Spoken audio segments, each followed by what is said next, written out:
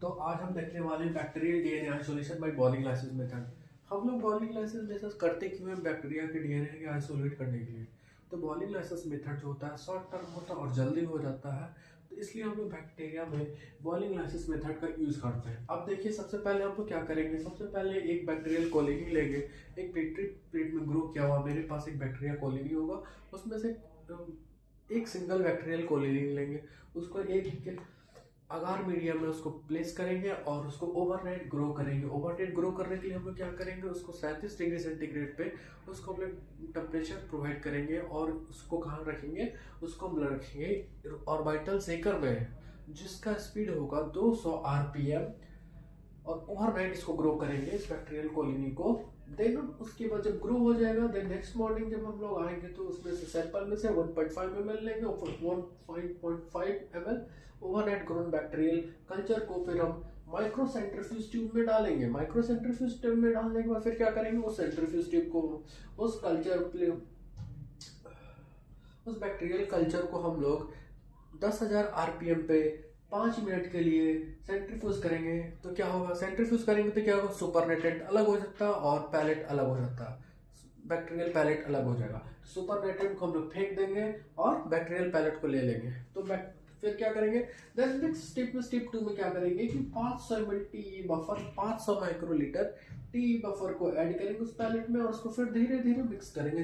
ऐसा से पिक करके हम लोग ऐसा से मिक्स करेंगे उस पैलेट को, 500 ml टी बफर को। अब टी बफर हम लोग क्यों डालते हैं, टी बफर इसलिए हम डालते हैं ताकि डीएनए का डिग्रेडेशन नहीं हो। देन नेक्स्ट स्टेप पे हम लोग क्या करेंगे, लाइसोसोम ऐड करेंगे। लाइसोसोम क्या करता है, एक बैक्टीरिया डीएनए को, बैक्टीरियल सेल वॉल को ब्रेक डाउन करता है। सेल वॉल क्या बना, किससे से बना होता है बैक्टीरिया का, पेप्टिडोग्लाइकन से बना होता है। पेप्टिडोग्लाइकन को डिग्रेड करने के लिए क्या करेंगे, लाइसोजाइम डालेंगे। लाइसोजाइम कितना क्वांटिटी में होगा, 10 मिलीग्राम पर लीटर। और इसको 37 डिग्री सेंटीग्रेड पे 30 मिनट तक इसको इंक्यूबेट कर देंगे, मतलब उसको छोड़ देंगे। ठीक है, इंक्यूबेट का मतलब सिंपल मीनिंग है उसको नॉर्मल रूम टेम्परेचर पे रख देंगे। ठीक है, देन नेक्स्ट स्टेप में, स्टेप 4 में हम लोग क्या देखेंगे, सेल मेम्ब्रेन को ब्रेक डाउन करना होता है। सेल मेम्ब्रेन को ब्रेक डाउन करने के लिए क्या करेंगे, एसडीएस लेंगे।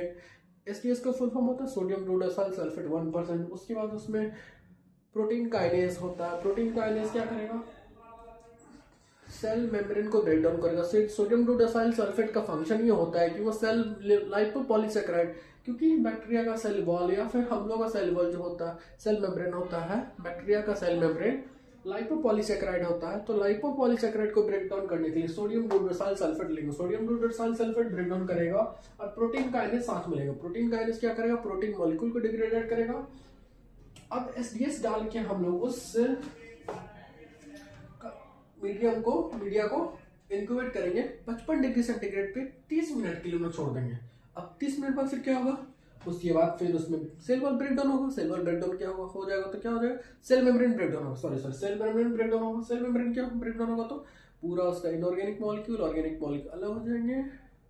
देन डीएनए अलग, उसके ऑर्गेनिक मॉलिक्यूल अलग, प्रोटीन अलग, ऐसे पूरा फैल जाएंगे उस पेंटॉफ ट्यूब में।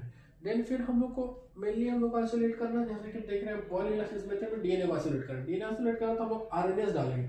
आरएनएस को डालेंगे ताकि आरएनए को रिमूव कर सके। आरएनए को रिमूव करने के लिए आरएनएस डालेंगे, उसको फिर इंक्यूबेट करेंगे 37 degree centigrade for 15 minute. RNS डाल के उसको छोड़ देंगे 15 मिनट के रूम टेम्परेचर पे सब काम करना है। देन फिर प्रोटीन को फिर रिमूव करना होगा। प्रोटीन को रिमूव करने के लिए क्या करेंगे, equal volume of phenol, chloroform और अल्कोहल, आइसोमाइल अल्कोहल लेंगे। सबका इक्वल वॉल्यूम होना चाहिए, फिनॉल, क्लोरोफॉर्म और आइसोमाइल अल्कोहल।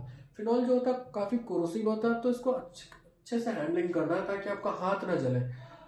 देन फिर इक्वल वॉल्यूम में सबको मिक्स करेंगे। उसके बाद फिर इन्वर्जन मिक्सन करेंगे। ऐसे लेंगे, उसमें जो डीएनए होगा, बैक्टीरियल पैलेट होगा, बैक्टीरियल पैलेट में सारा मिक्सर डालेंगे, फिनॉल, क्लोरोफॉर्म और आइसोमाइल अल्कोहल को। फिर इन्वर्जन मिक्सन करने के बाद फिर उसके में देखेंगे कि उसमें 3 लेयर का फॉर्मेशन हो जाता है। उस 3 लेयर में जैसे होता है, फर्स्ट लेयर जो होता है डीएनए का होता है, जिसको बोलते हैं एक्वस लेयर बोलते हैं। और सेकंड लेयर जो मिडिल लेयर होता है, उसको क्या बोलते हैं, प्रोटीन का होता है।